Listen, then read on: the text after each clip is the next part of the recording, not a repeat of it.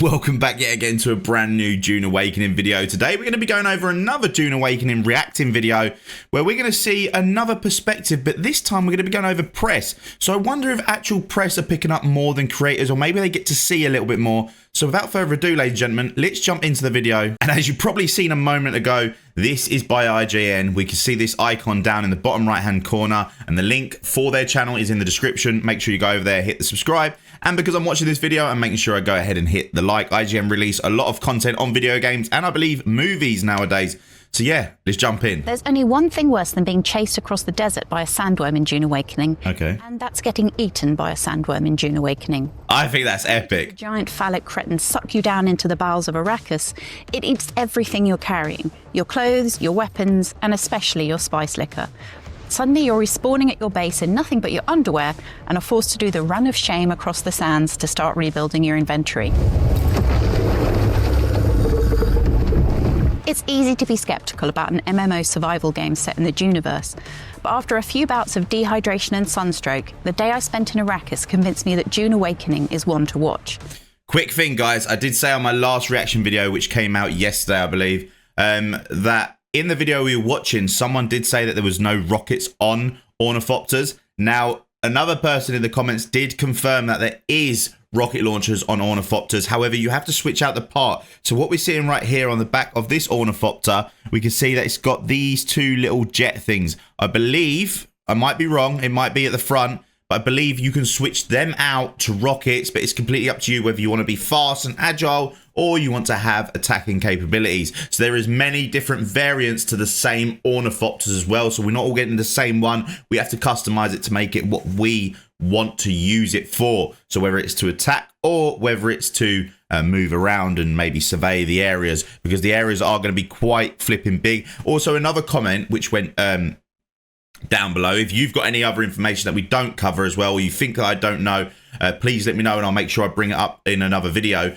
is that the actual deep desert, the one that changes weekly, is 500 plus kilometers, right? Square kilometers. And the Haggin Basin, I think you call it or pronounce it, that is the same size as Conan. So just the starting PvE area where there's no PvP and there's so much to do, everything that we're basically seeing in here is the same size as Conan. It's when you head out into the deep desert is when it completely becomes PvP and massive, and I believe there's probably better resources and stuff like that, but you do not have to venture out into the PvP world from what I've gathered, and we're going to be a massive guild. So if you're not joining the Discord, the link is in the description. Come into the Discord, go to the Dune section, say hello, or just say join guild, and I'll make sure that when the game is available, you are in the death squad. So let's continue.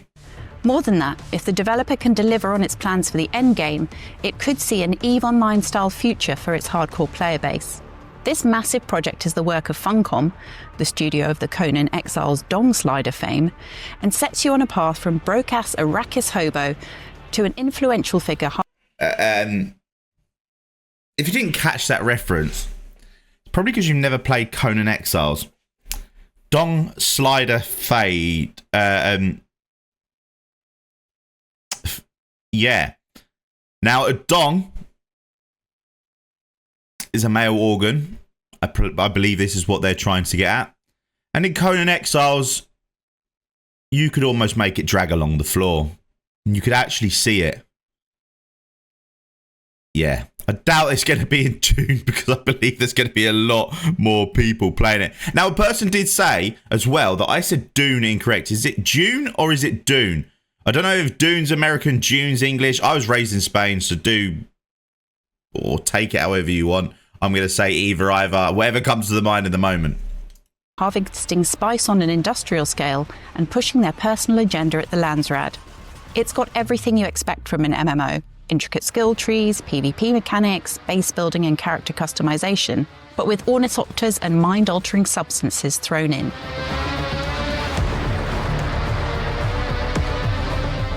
Kneel.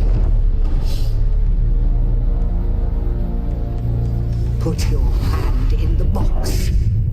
Dune Awakening is set in a world where Lady Jessica had a sliding doors moment and chose to follow the instructions of the Bene Gesserit and have a daughter, Ariste, instead of the little twink we know and love, Paul Atreides. Cut to 29 years later, and the Harkonnens and Atreides are at war over Arrakis. The Fremen have been apparently wiped out, and alternative religions have evolved to fill the gap left by Lisan al-Gaib. The alternate timeline isn't meant as a nipple twist to fans, but Funcom needed the narrative space to make the player character consequential. Quick thing, she did say the Freeman might be extinct. I believe there's more to it. If we have got anything that we're going off of Conan Exiles, there's loads of dungeons and you do discover quite a lot, and I do believe we might, maybe not now, but maybe later on, there's going to be an expansion and the Freemen are going to be back in the game if they're not there already. What do you think? Obviously, we did somewhat controversial, but I think very correct choice of creating the alternate history, which allowed us to detach a bit from what was going on in the movies and kind of focus on developing the game, he told us. Good. It's also been very helpful in that it allows us to bring a lot of the big name characters that people really want to interact with back into the story. So in the books, a lot of the big name characters die off quite early. With our story, we get to keep them around, which is really cool. Cool. There are obviously things that we want to include more of in the future that were very popular in the movies. We won't have Sandworm riding at launch, for instance, but sometime in the future we'll look at that. So, unconfirmed, confirmed, at some point we will be able to ride sandworms. I mean, they're looking at it. I don't know how well it's going to work or how we're even going to do it. There's probably going to be some special mechanic, but that'd be epic. But still, even if you can ride a sandworm, how beneficial is it actually going to be in this game? Because there is a lot of, obviously, rocks, and or maybe it's going to help with the spice hunt. What mechanic do you reckon that riding the worms would actually be useful for? If it still doesn't sit right, Dune purists should know that Funcom got the blessing of the Herbert estate for the project, working with it and the makers of the current movies to keep everything true to the lore. It influences everything from the skills you can learn to the crafting progression, and it's a key part of trying to ensure that Awakening stands out in an ever-growing pack. Survival games are all over Steam right now, and I've tried most of them. Drop me naked in a jungle and I'll happily bash rocks and branches together for hours. Abandon me penniless in a fantasy landscape and I'll be crafting swords before breakfast. Dune Awakening stands out the minute you exit character creation for one very stressful reason. Arrakis isn't exactly a tropical island or a verdant forested ecosystem. In the opening area, Haga Basin, there's no water, scarce wildlife and a distinct lack of coconuts. Oh, and the sun is like really, really hot, and you're susceptible to sunstroke. There are scavengers who want to kill you everywhere. And did I mention the sandworms?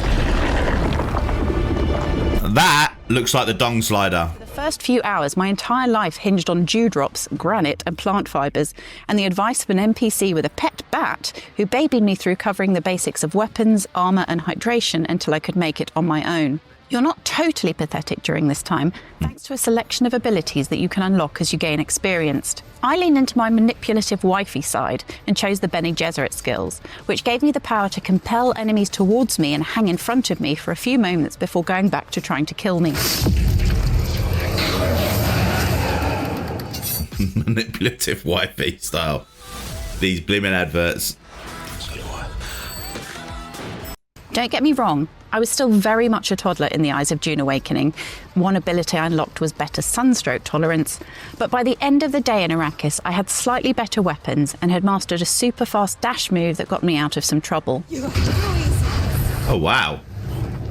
I could only dream of the wild combinations of ranged and melee combat combined with passive and active abilities that could be swapped in and out according to need, shown off by the developers, but the skill point acquisition felt fast enough that I'll get there without too much hanging around once I'm playing at home. You won't be tied to your first speciality choice either, so you'll be able to mix and match. The other starting classes are Trooper, Mentat, sort of recon and strategy focused, and Swordmaster. Another key element we only got a taste of was the very lifeblood of the Dune lore, spice. Spice is powerful in the world of Dune Awakening in every sense of the word, but it's also not easy to amass as a lone noob in the early hours. You'll find spice liquor and food in the world, which unlocks a brief period of prescient power, though it comes with withdrawal symptoms. But later in the game, you can build transports, harvesters, and automated spice collection system to score the quantities you'll need for trade. So guys, this is why I said the press might actually be better than the creators, because they're going to be getting all the information. I believe everyone's getting the same information, but these will be picking apart everything to bring it to us so we can just make our own minds up. series, And maybe they got review. all managing a raging spice addiction. I suspect the value of spice to players versus the pain of collecting it will be something Funcom will be balancing long after the game is released. Producer Nils Ryborg also explained how the spice mechanic would work. I think spice is really cool, obviously super important in the lore, and we use it to, well, it has some story aspects that I won't get into, but it's also the fact that we can use it to improve the strength of our abilities and how well we get to interact with them. But then having the drawback of the spice addiction and needing more of it, more and more and more, a lot of the endgame systems being reliant on, hey, can you get enough spice to pay all your taxes for your huge base and have the correct political sway that you need and build whatever endgame things that you need to build? I feel that it's been a very rewarding thing to pull off because we're now allowing all the iconic things that you think of from the Dune books to become natural mechanics that fit very well into the game. That is awesome because endgame is not just going to be your typical survival rinse and repeat where you make a base, destroy someone's base, and you make another base and you destroy someone else's base. You get your base destroyed and rinse and repeat. What is going to be happening is endgame. We're going to be starting our own harvest, our own spice empire, and people are going to be wanting that, and we're going to want to grow because we're going to want to buy more things. So that is seriously cool. I'm just hoping that we can't just have this mass guild where we can just buy everything within like a week or two and then there's nothing to do. I'm hoping these things are very expensive and also extremely difficult to get. Don't get me wrong, we want to be the biggest guild in Dune or June, but yeah. What's your thoughts? He also explained how a spice addiction might affect you. If you're constantly high up on spice, you will start seeing weird and wonky things. I think it's fun, right? Because you're empowering your abilities, but you're also potentially putting yourself in the situation where you have worse possibilities.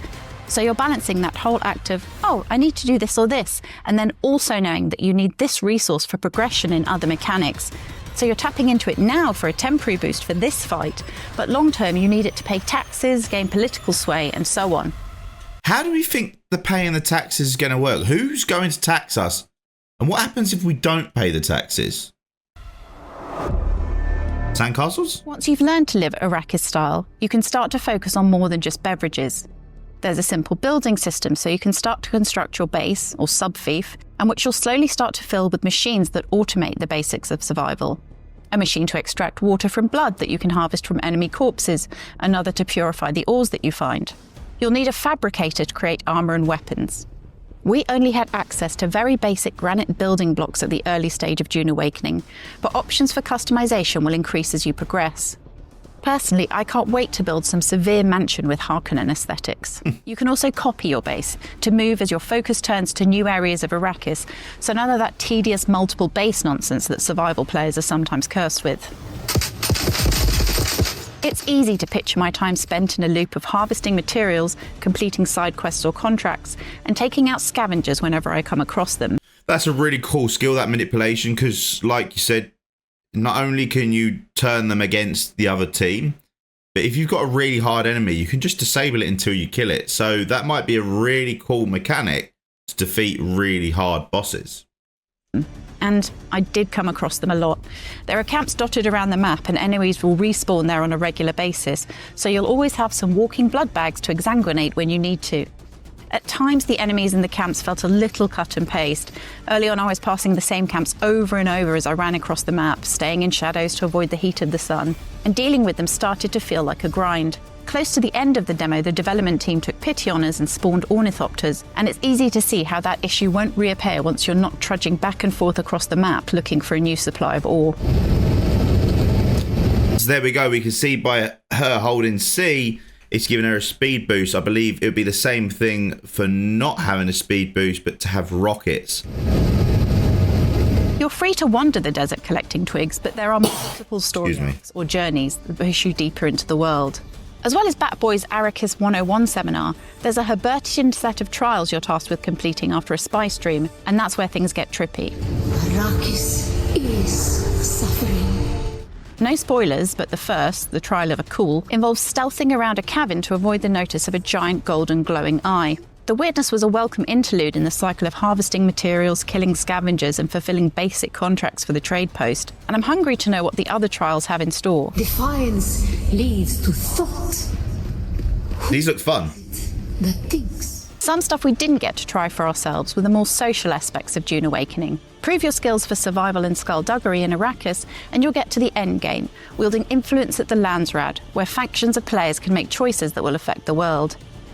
Being as we were in the toddler end of the Dune Awakening pool, we only got to experience the PvE part of the experience, which with everything else I was trying to deal with felt like a blessing. The producer told us that while you can enjoy the game as a loner, those later social aspects will be vital to being an Arrakis kingpin, from taking on the tough dungeon-style eco-lab locations to trading for items. The rules here are Okay.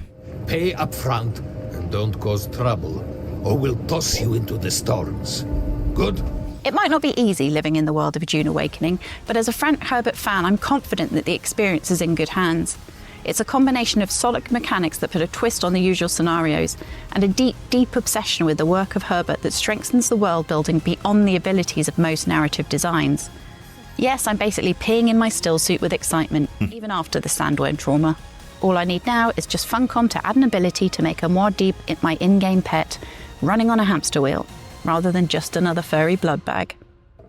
For more on Dune Awakening, don't miss the cinematic story trailer and the gameplay reveal trailer. And for everything else in the world of video games, stay in the shade on your way to IGN. That was a really cool video. I really liked it. Remember, the links for IGN are in the description. Probably the majority of you are already subscribed. But yeah, go over to that link. Shout out to them. I learned a couple of new things here, and I'm going to be going over many more videos on my channel. If you haven't watched any of the previous ones, you should see them on the screen sometime around now. Like, follow, comment, subscribe, and I'll see you in the next one. Peace.